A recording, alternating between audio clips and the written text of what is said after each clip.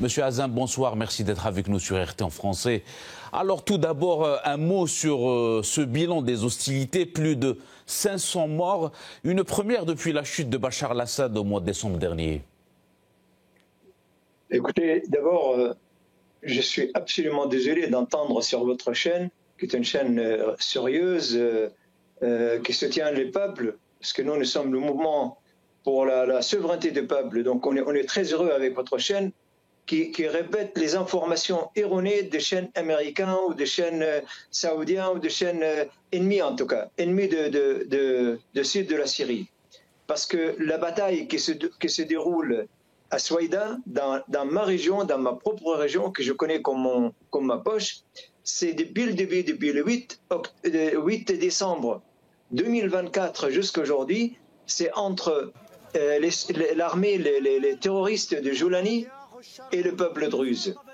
Les Bédouins vivent avec le druze les chrétiens depuis des centaines d'années. Il n'y a jamais eu de problème avec eux. Jamais. Depuis l'arrivée de Joulani, il a indoctriné les Bédouins en disant vous êtes des musulmans sunnites, venez nous voir, venez avec nous.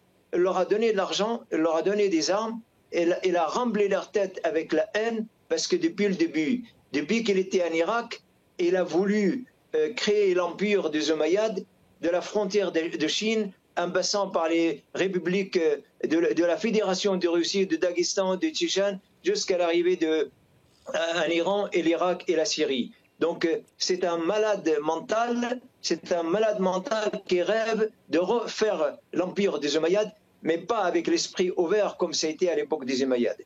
Il va le faire avec l'extrémisme religieux, avec les armes, avec la tuerie. Ce qui se passe dans notre ville, Souaïda, aujourd'hui, je peux vous dire que ça ressemble à un quartier de Leningrad pendant la Deuxième Guerre mondiale.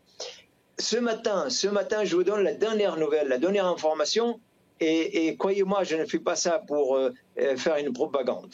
Oui, oui. Il n'y a pas un morceau de pain. Tous les appartements, toutes les maisons, ils sont cassés, saccagés, volés, pillés. Tous les magasins dans la ville, les morts, vous avez évoqué de 520. Moi, je peux vous dire, le bilan, il est plus de 850 personnes. C'est un chiffre qui a été rapporté par plusieurs médias, monsieur Hazem.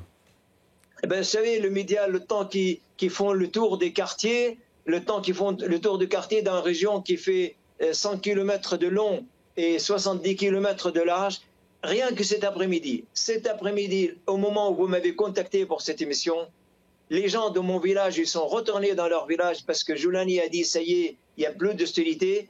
Et une fois qu'ils sont rentrés dans leur maison, les bandes de terroristes de Joulani, ils sont venus pour les tuer. Parce que notre peuple, il n'est pas armé. Le peuple druze, c'est un peuple ami, c'est un peuple tolérant. On ne fait pas de prosélytisme. Oui. Donc il faut absolument rectifier les informations parce qu'on a confiance dans votre chaîne. Oui, oui, bien sûr. Monsieur Hazem, d'accord. Oui. À en croire vos propos, dans la ville de Souaïda, ce cessez-le-feu qui a été instauré par le gouvernement de Damas n'a pas été respecté. Les soldats, avec leur uniforme de Joulani, ils sont partis, ils ont changé de vêtements, ils sont revenus avec des vêtements des Bédouins pour combattre le druze. C'est complètement faux. Et Joulani n'a pas fait un cessez-le-feu pour l'intégrité du peuple syrien, ni pour la Syrie. Il a eu juste peur que les missiles de Netanyahou chassent sa tête. Parce que les missiles sont tombés à quelques mètres de lui. Et ils ont ramassé son ministre de la Défense, enfin ministre, j'appelle pas ça ni ministre ni gouvernement, c'est un hold-up sur la République arabe syrienne qui Al-Nusra a fait avec l'aide de la Turquie, de Qatar et de l'Amérique et de la Grande-Bretagne. Donc ce qui se passe en Syrie aujourd'hui, c'est un rafistolage historique. C'est le menteur Trump qui a fait tout ça parce que Trump, il a voulu donner le Golan à Israël, il a voulu donner Jérusalem à Israël, et il a trouvé ce bantade de Joulani qui a accepté toutes ces conditions. Juste qu'on lui donne le pouvoir, comme un enfant qu'il a trouvé un jouet. Et quand il est monté à Souaïda, il était en accord avec Netanyahou. Et Netanyahou lui dit ne touche absolument à aucun druze. Et une fois que ces soldats ils sont arrivés à Souaïda, ils ne l'ont pas écouté. Parce qu'ils étaient élevés depuis Depuis qu'ils ont tué les soldats soviétiques en Afghanistan jusqu'à aujourd'hui, de génération en génération, ils ont été élevés avec la terreur dans leur tête. On ne peut pas les changer un jour au lendemain. Et Oui. ils sont indoctrinés depuis leur naissance jusqu'à leur mort. Dans ce contexte que vous avez évoqué, M. Azam, à quel scénario faut-il s'attendre pour les prochains jours? Ben écoutez, avec ces groupes terroristes qui n'ont absolument aucun lien ensemble, Jawlani, il ne veut pas les contrôler tous.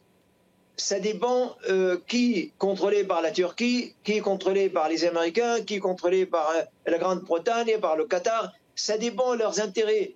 Mais aujourd'hui, n'importe quel analyste politique qui vous dit sur votre chaîne, ça y est, c'est calmé, c'est complètement faux. Et c'est le cas où les États-Unis et Trump, ils ont fait tout ça pour que la Syrie reste dans le chaos, pour qu'ils profitent de pétrole, de gaz et de tout ce qui est métaux rares qui se trouvent en Syrie.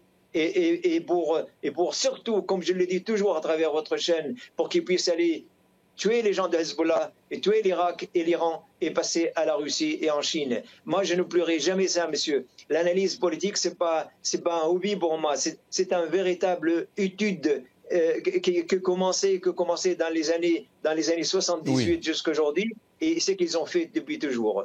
Et si je comprends bien vos propos, Monsieur Azam, c'est l'intégrité de la Syrie qui est en danger. Toute la Syrie est en danger. Est-ce que vous pouvez imaginer un président qui vient pour construire un pays, qui commence par licencier 1 200 000 Syriens dans l'armée, dans la police, dans l'administration, et commence à mettre des bombes dans les églises, et il commence à voler des femmes comme dans le Moyen-Âge et leur donner à ces soldats pour faire le djihad sexuel? Est-ce que vous pouvez imaginer une seule seconde une armée de 8 000 soldats? Ils sont montés de Damas vers la région de Souaïda. 1000 mosquées appellent à la djihad. Tous les jours, Allahu Akbar, il faut tuer les druzes, il faut tuer les chrétiens, il faut tuer les alaouites. Vous savez, je m'adresse à M. Poutine. Monsieur Poutine, s'il vous plaît, aide-nous, aide la région de Souaïda de faire un passage vers le sud, vers la Jordanie. Le peuple de Souaïda va mourir de faim parce que la route de Damas est coupée par les soldats de Jordanie. Monsieur Poutine, on vous aime. N'oubliez pas les gens de Souaïda, s'il vous plaît. Merci à vous pour votre éclairage et votre analyse, Monsieur Adnan Azam. Je rappelle que vous étiez avec nous en direct depuis Paris. Je peux dire un mot, juste un mot, s'il vous plaît. On manque de temps, Monsieur Azam. Allez-y, brièvement, s'il vous plaît. Samedi après-demain, samedi à 15h à Paris, nous manifestons tous, notre organisation, le Mouvement international pour la souveraineté du peuple, on organise une manifestation contre Jawlani, place Trocadéro. Merci à vous, Monsieur Azam, pour votre analyse. Excellente soirée à vous. Merci à vous.